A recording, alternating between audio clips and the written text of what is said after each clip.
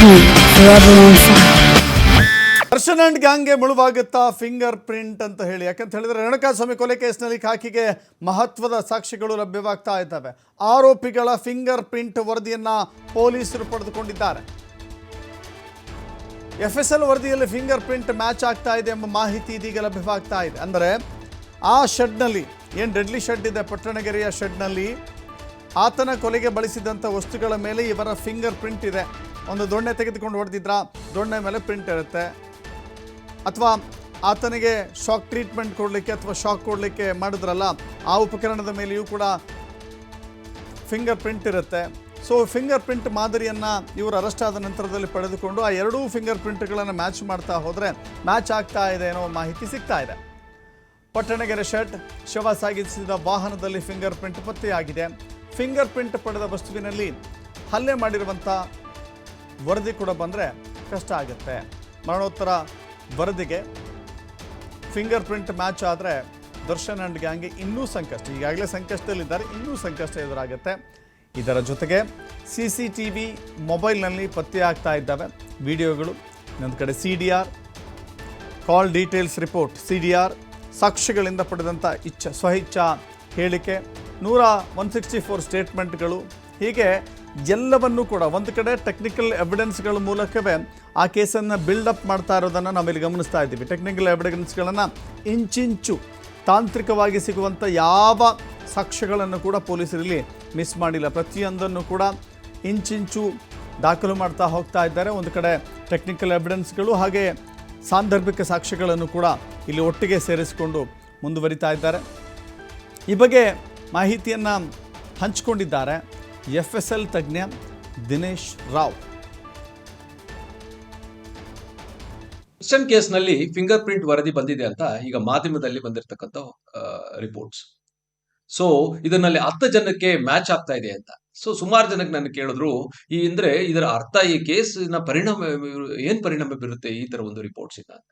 ನೋಡಿ, ಮೊದಲನೇದಾಗಿ ಈ 10 ಜನದ ಫಿಂಗರ್ ಪ್ರಿಂಟ್ಸ್ ಯಾರ್ದು ಹೋಲಿಕೆ ಆಗಿದೆ, ಈ 17 ಜನ ಅರೆಸ್ಟ್ ಆಗಿದಾರ, ಅದರಲ್ಲಿ 10 ಜನದಲ್ಲಿ ಯಾರ್ಯಾರು ಏನೇನು ಕೃತ್ಯದಲ್ಲಿ ಭಾಗಿಯಾಗಿದ್ದಾರೆ ಅನ್ನೋದು ಈ ಫಿಂಗರ್ ಪ್ರಿಂಟ್ ಇಂದ ಸಾಬೀತಾಗತ್ತೆ. They can never escape. That is number 1 conclusion.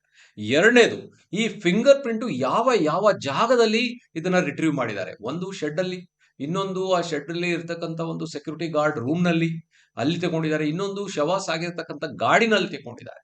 3.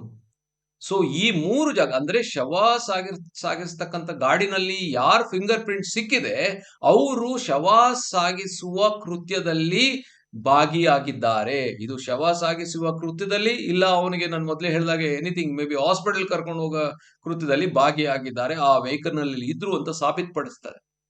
That is number 2.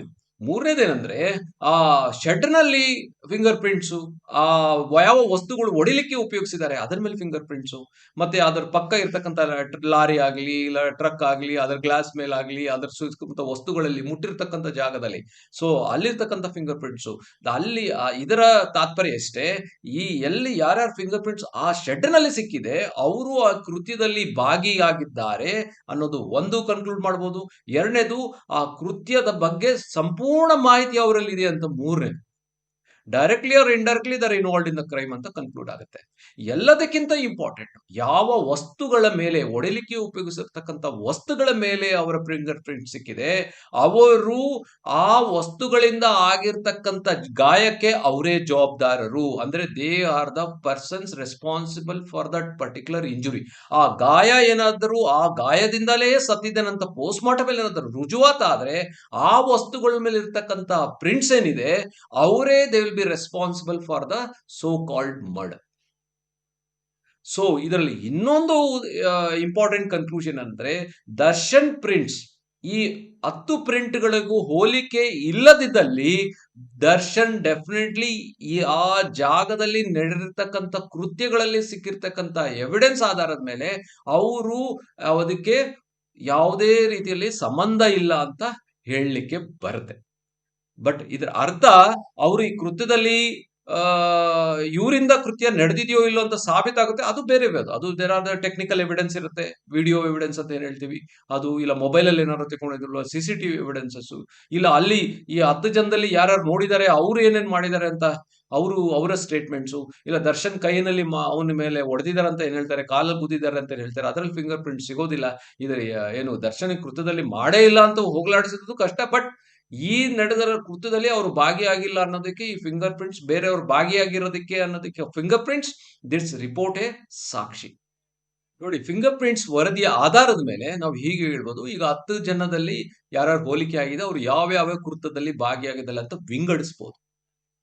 But ಇದು ಒಂದೇನಾ ಈ ಎವಿಡೆನ್ಸ್ ಆಧಾರದ ಮೇಲೆ ನಾವು ಹೇಳ್ಬೋದು, ಹೌದು ಈ ವಿಂಗಡಣೆಯಲ್ಲಿ ಯಾರ್ಯಾರು ಭಾಗಿದಾರ ಅದು ದಟ್ ಇಸ್ ಕನ್ಫರ್ಮ್. ಬಟ್ ಇದಲ್ಲದೆ ನಿಮ್ಗೆಲ್ಲರೂ ಗೊತ್ತಿರ್ತಕ್ಕಂಥದ್ದು CCTV ಎವಿಡೆನ್ಸಸ್, ಮೊಬೈಲ್ ಅಲ್ಲಿ ರೆಕಾರ್ಡ್ ಮಾಡಿದಾರಲ್ಲ ಅದರ್ ಎವಿಡೆನ್ಸಸ್. ಇದಲ್ಲದೆ ಮೂರನೇದು, ಯಾರ್ಯಾರು ಅಲ್ಲಿ ವಿಟ್ನೆಸಸ್ ಅಪ್ರೂವರ್ ಆಗಿದಾರೋ ಇಲ್ವೋ, ಇಲ್ಲ 164 ಸ್ಟೇಟ್ಮೆಂಟ್ ಕೊಟ್ಟಿದಾರೋ ಇಲ್ವೋ, ಅವರ ಒಂದು ಸ್ಟೇಟ್ಮೆಂಟ್ ನೋಡಿ. ಈಗ ನಮಗೆಲ್ಲ ಗೊತ್ತಿರ್ತಕ್ಕಂಥದ್ದು ಒಂದು ಸತ್ಯ ಇಷ್ಟೇ, ಮಾಧ್ಯಮದಲ್ಲಿ ಆಧಾರದಲ್ಲಿ ಬಂದಿರತಕ್ಕಂಥ ಸತ್ಯ, ಇದರಲ್ಲಿ ದರ್ಶನ್ ಮಾಡಿದ್ದಾರೆ, ಅವ್ರು ಇದು ಮಾಡಿದ್ದಾರೆ ಅಂತ, ಇದು ಒಂದು ವರ್ಷನ್. ಬಟ್ ಮುಂದಿನ ದಿನಗಳಲ್ಲಿ ಚಾರ್ಜ್ ಶೀಟ್ ನಲ್ಲಿ ರುಜುವಾತಾಗಿರ್ತಕ್ಕಂಥ ಪೊಲೀಸಿಂದ ಅದು ಪೊಲೀಸರ ವರ್ಷನ್. ಮೂರನೇದು, ಈ ಯಾವ್ಯಾವ ಆಧಾರದ ಮೇಲೆ ಈ ಒಂದು ಸತ್ಯಕ್ಕೆ ಪೊಲೀಸ್ ಅವರು ಈ ಡಿಸಿಷನ್